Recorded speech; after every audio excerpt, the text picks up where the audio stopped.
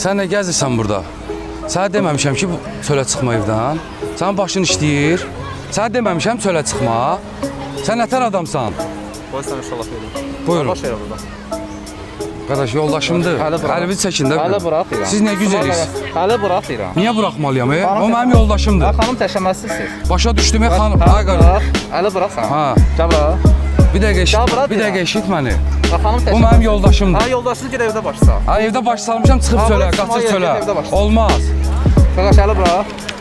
Gəl bura. Bir dəqiqə buraxın siz məni. Siz məni hara aparırsınız ki? Gəl aydınlaşdıraq gəl. Hara aydınlaşdırarıq? O mənim yoldaşım. Bura gəl sən. Bura xaç ki. Bura gəl deyirəm. Bura. Eşitmirsən? Saatçısı buna. Qardaş. Gəlmirəm qardaş. Mən bir dəqiqə eşidin məni. Qardaş, yoldaşım da aparmalıyam Ha, evə onu. yoldaşınla burada döyməlisən onu. Ha, burada döyməyə harda istəsəm orada da Ha, döyə bilərəm. döyəməzsən, Döyə bilərəm İsmail mən. qadan pozanmaz. Mən döyə bilərəm. Yaxınlaş bura. Yaxınlaşmıram. Gəl görüm burada.